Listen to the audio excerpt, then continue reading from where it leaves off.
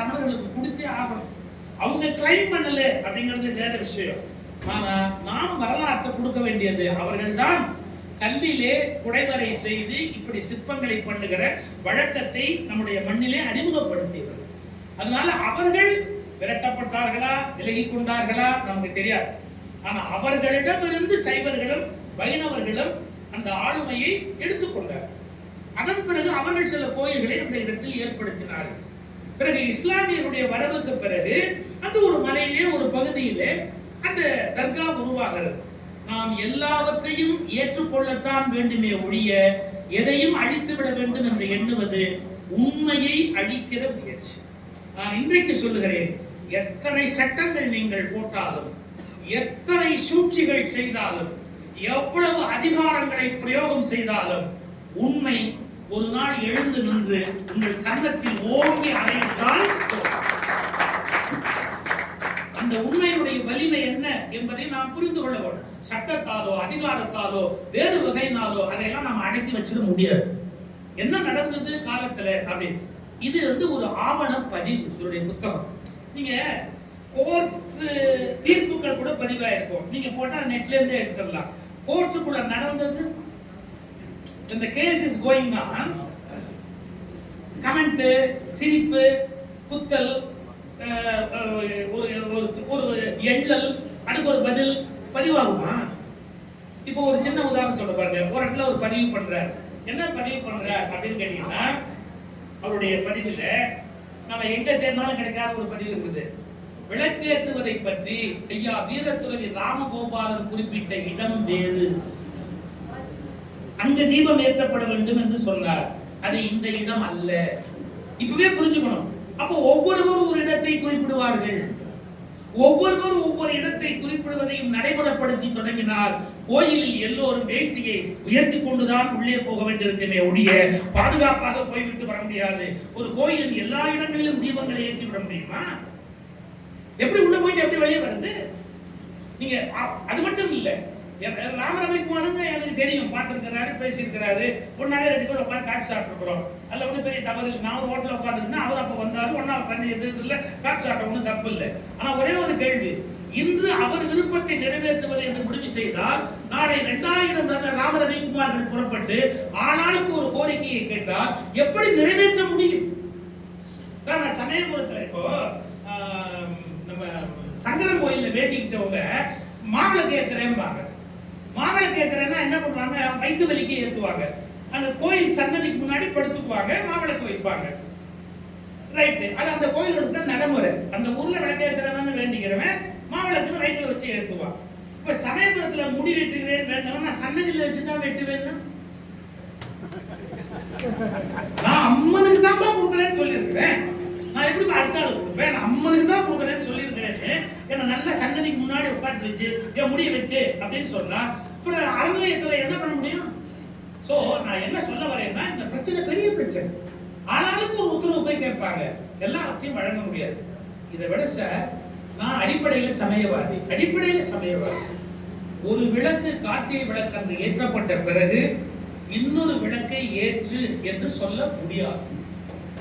நான் காரணம் சொல்றேன்.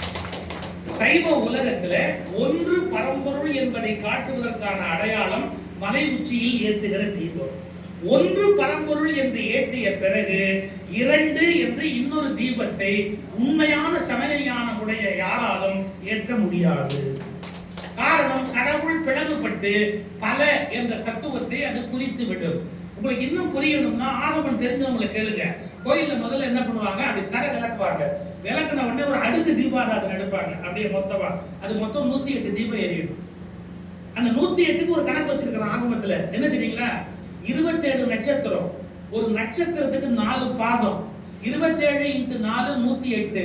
இந்த பகுதியில் இருக்கிற 27 நட்சத்திரத்தில் 4 பாதங்களில் பிறந்த எல்லோருடைய வாழ்விலும் ஒளி புலங்கட்டும் என்று எடுப்பது அடுக்கு தீபாராதனை. அதுக்கு பிறகு 27 நட்சத்திரத்துக்கு அடையாளமா நட்சத்திர தீபாராதனை எடுப்பாங்க. கடைசியா கும்பம் எடுப்பாங்க. அந்த கும்பம் ஒரு தீபம் தான் எரியும். அந்த கும்பத்துக்கு 5 தீபம் வச்சு பூஜை பண்ணிட்டு அந்த கும்பத்தை அப்படி எடுக்கும் போது எல்லாரும் கையெடுத்து மேல கும்பிடுவாங்க. இவ்வளவு பிரிவாக இருந்தாலும் பரம்பொருள் ஒன்று என்பதை காட்டுவதற்கு கும்பத்தின் மீது ஒரு தீபம் தான் ஏற்றுவார். சோ ஆகம அறிவு உடையவர்களே ஒரு தீபத்தை தான் கும்பத்தில் ஏற்றுவதை போல ஒரு தீபத்தை தான் மலை மீதும் ஏற்ற வேண்டும். அதை விட்டுட்டு இன்னொரு ஏற்றுவது என்பது திருமந்திர கோட்பாட்டுக்கு விரோதமானது. ஒரு மரபு என்று ஒன்று இருக்கிறது. அந்த மரபுகளை நாம் நம்பிக்கை இருக்கலாம், நம்பிக்கை இல்லாம இருக்கலாம். ஆனா அந்த நம்பிக்கையின் அடிப்படையில் அந்த கோயில் உருவாகி இருக்கிறது, அங்கு வழிபடுகள் உருவாகி இருக்கிறார். அதை நம்ம புரிந்து கொண்டோம்னு சொன்னா சமய உணர்வின்படி இரண்டாவது தீபம் ஏற்று.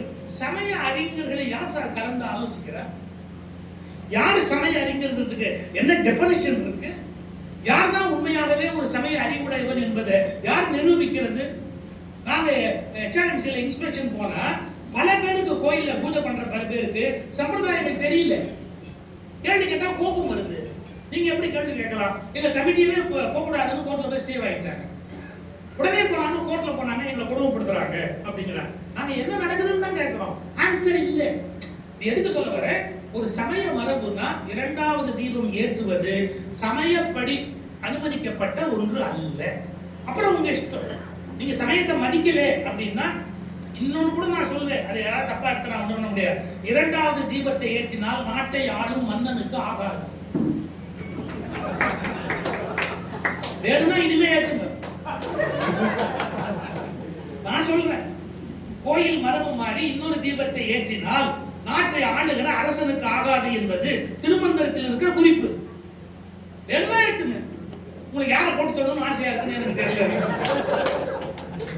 புரியல. அப்ப ஒரு மரபுனா மரபை நம்ம மதிக்கணுமா இல்லையா? உங்களுக்கு வேண்டிய விஷயம் கிடைச்சிருச்சு. இந்த அடிப்படை வேறுபாடுகளை மாற்ற வேண்டும் என்ற வெறியில் தான் இப்போது எல்லா தவறுகளும் இந்த நாட்டில் நடந்து கொண்டிருக்கிறது. இந்த அடிப்படை உண்மையை எல்லாருமே புரிஞ்சுக்க வேண்டியதுதான். ஏன் சைனால எப்படி சிங்கிள் பார்ட்டி ரூல் இருக்கோ, சோவியத் ரஷ்யால எப்படி சிங்கிள் பார்ட்டி ரூல் இருக்கோ, அதை இந்தியாவில் கொண்டு வரணும்னு ஆசைப்படுறாங்க. அதை நம்மளால அனுமதிக்க முடியாது.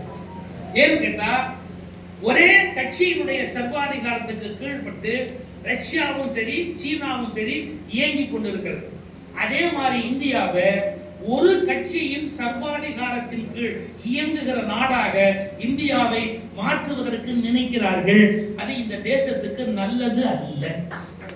இது சமய சார்பற்ற நாடாகவே என்றைக்கும் இருக்க வேண்டும் என்று.